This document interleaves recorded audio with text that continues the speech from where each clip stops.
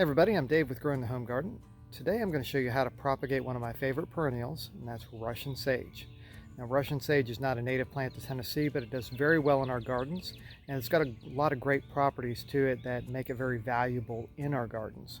It's technically from Asia, but it's been adapted here and it grows really well. It's very good at resisting deer and rabbits. I never have any trouble with it being eaten by either of those. So let me show you how to do this. Now when I go around the yard and I start collecting cuttings of things, one of the things I like to carry with me is just a little jar of water. That keeps the cuttings from drying out, and all I do is I take the cutting, I stick it in there until I can get it over to the rooting medium.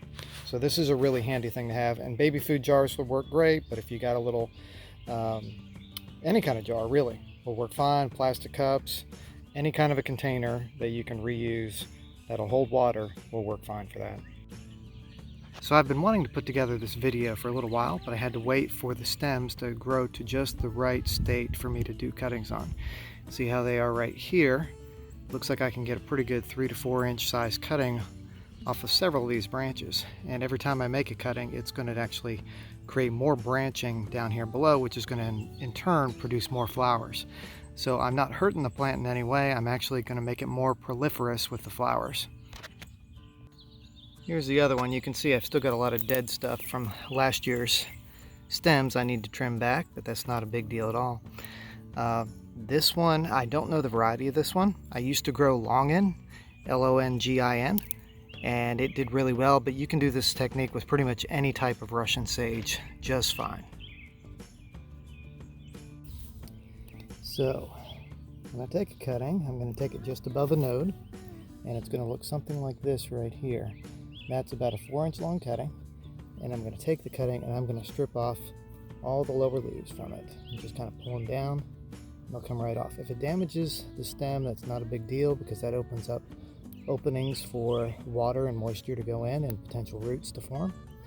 And I'll leave it something like this. I'll leave a few leaves up there at the top so that it can get some more sunlight and energy. And I'm just going to take several of these just the same way.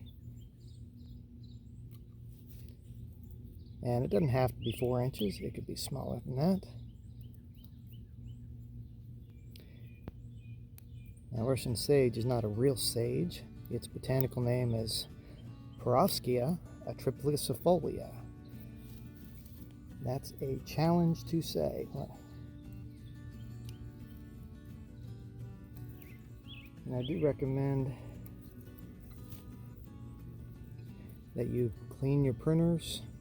Keep everything nice and sterile because they can be very susceptible to rot if something gets introduced. So, maybe get an alcohol wipe or something on it prior to doing this, just to give it a little treatment.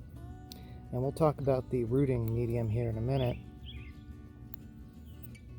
What you can do, there's all kinds of different ways you can do this, but I'm going to give you the way that I like to go.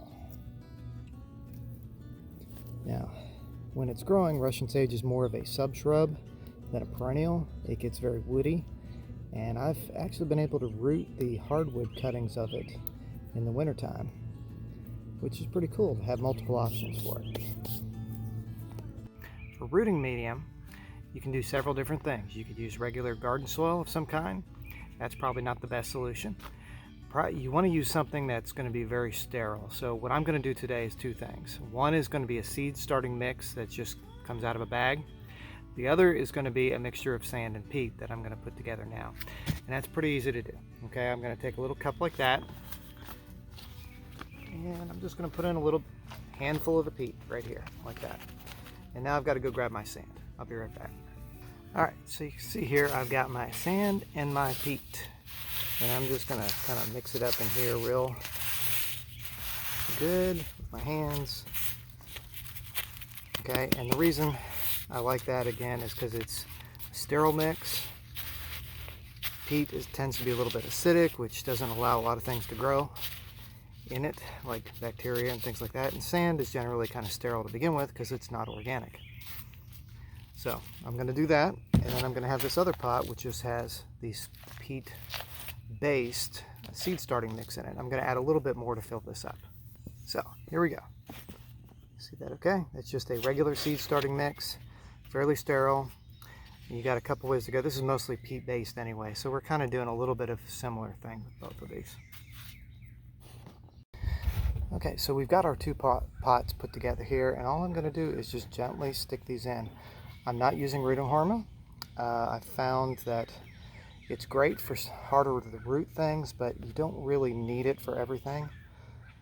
So why bother using something if you don't actually need it? So I'm putting in several of these and I'm spacing them out. So they're probably about 1 inch apart on each. And these will take probably 2 to 4 weeks somewhere to root. And it looks like I overdid that pot. Once I've got these done, I'm going to water the soil mix around them. I'm going to move one, I think, from this pot and put it in this pot right here. There we go. So I've got 5 in this one and 6 in this one. So I've got 11 total cuttings, and we'll see how they all do put together. So all I'm doing is adding a little bit of water to each of these pots. You probably could do that ahead of time, moisten your peat mix so it's all nice and wet before you actually put these in, but either way is going to work out okay. So I'm going to move these now into the greenhouse, and I'll show you the next part where I actually set up a bottom watering method for it. Now you can see the Russian sage cuttings now that it's right in the sun, which I don't really like, so I'm going to shift those back a little bit and move some things around on this pot. This tray here. I'm in the greenhouse. I've got some pawpaws growing on this tray as well. And so let's move some stuff. I'm going to push it back because I don't want them in direct sunlight. I'd rather have them in the shade. And what I'm going to do next is I'm going to put a cloche over top of it. And for that, I just basically have these juice bottle tops, which I found fit pretty perfectly over top of this type of little pot that I'm using. And that just keeps the humidity in and around those cuttings. And that's the most important thing. When you're doing cuttings, you don't want them to dry out. And in particular, you don't want the leaves to dry out, because that's where all the water comes in and out of the plant. Actually, it doesn't come in the plant that way so much as it does out of the plant. So if you can keep it humid, the water stays in the leaves and you're not losing a whole lot of moisture through transpiration. So I've got 2 of those. Put another one right here. And I'm going to put over top of that. So, and it's pretty simple. So we're going to leave them in there. They'll be in there a couple of weeks. I'll check them every few days and make sure that there's no rot or things setting in, no fungal issues. If there are any fungal problems, I'll take a neem spray and spray on top of them, and usually that will take care of it. But you just want to monitor them, keep up with them. I don't use a misting system, not because I wouldn't love to have one, but I just have never gotten around to setting one up.